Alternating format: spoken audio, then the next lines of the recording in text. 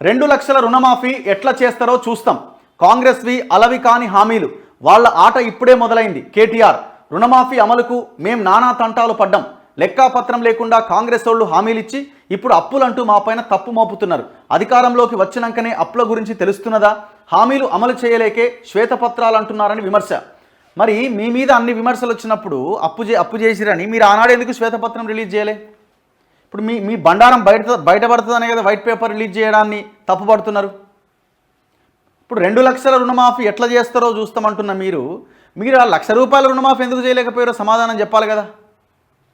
₹1,00,000 రుణమాఫీ 4 విడతల్లో చేస్తా అని చెప్పి ఎలక్షన్లకు ముందు నెల రోజుల ముందు వేసేస్తున్నవి అయిపోయిందని చెప్పి అసలు రుణమాఫీ చేయకుండా ప్రజల్ని మోసం చేసి మళ్ళీ ఎలక్షన్లప్పుడు ఎలక్షన్ కమిషన్ పర్మిషన్ ఇచ్చిన తర్వాత కూడా మీ బావ నోటికొచ్చింది మాట్లాడి మళ్ళీ దాన్ని ఆపే ప్రయత్నం చేసి ఇంకా వాళ్ళు కుదురుకున్నదే వాళ్ళు వచ్చిందే వారం రోజులు కదా చూస్తాం మేము కూడా.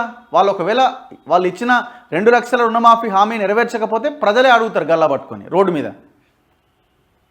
వాళ్ళని ఫస్ట్ కుదురుకోనివ్వాలి కదా. వాళ్ళు ఏది ఎక్కడుందో తెలుసుకునే ప్రయత్నం చేయాలి కదా. మీరే అన్నారు కదా ఆ ప్రభుత్వానికి మేము ఖచ్చితంగా సమయం ఇస్తామని. మరి సమయం ఇవ్వాలి ఖచ్చితంగా. వాళ్ళనే కాదు ఆ ప్లేస్లో ఎవరున్నా సరే ఒకవేళ వాళ్ళు ఇంకా దాన్ని ఆలస్యం చేసుకుంటూ అమలు చేయకపోతే అప్పుడు అడగాలి గట్టిగా. దాంట్లో ఏం రెండో ఆప్షన్కి సెకండ్ ఆప్షన్కి అవకాశమే లేదు. ఇప్పుడు కాంగ్రెస్వి అలవి కానీ హామీలని ఈయన అంటున్నాడు. మరి నీవి మంచి హామీలే కదా. 2014, 2018 మేనిఫెస్టోలో మీరు ఎన్నో హామీలు ఇచ్చారు కదా. మరి అవి ఎందుకు అమలు చేయకపోతేవి? నిరుద్యోగ భృతి ఎందుకు ఇవ్వకపోతేవి? రుణమాఫీ ఎందుకు చేయకపోతేవి?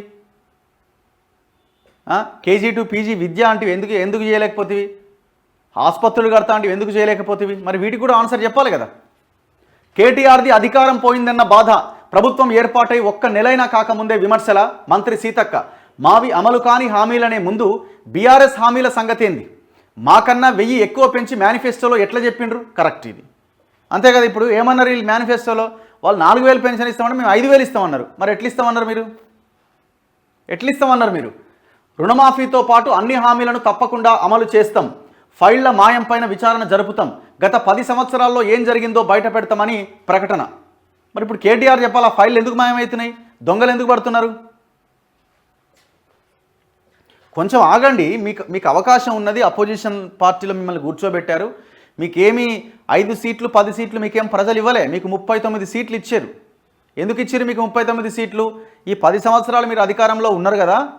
ప్రతిపక్షంలో కూర్చోండి, ప్రభుత్వాన్ని క్వశ్చన్ చేసి రాష్ట్రాన్ని గాడిలో పెట్టే ప్రయత్నం చేయండి అని మీకు ఇచ్చారు. మీరు ఆగమాగం అయిపోయి ఆ 2-3 యూట్యూబ్ ఛానళ్ళను కొనుక్కొని ఇక అయిపోయిందని అనడం కాదు కదా. వెయిట్ చేయండి. ఒక నిర్మాణాత్మక ప్రతిపక్ష పాత్రని పోషిస్తే ప్రజలు మళ్ళీ మీ వైపు వచ్చే అవకాశం ఉండొచ్చు, చెప్పలేం. ఎందుకంటే వీళ్ళు ఇంకా ఘోరంగా పరిపాలించి మీకంటే దరిద్రుడు అనుకో వీళ్ళు. ఇంకొక పార్టీని చూసుకుంటారు, లేకపోతే మీ దగ్గరికన్నా వస్తారు.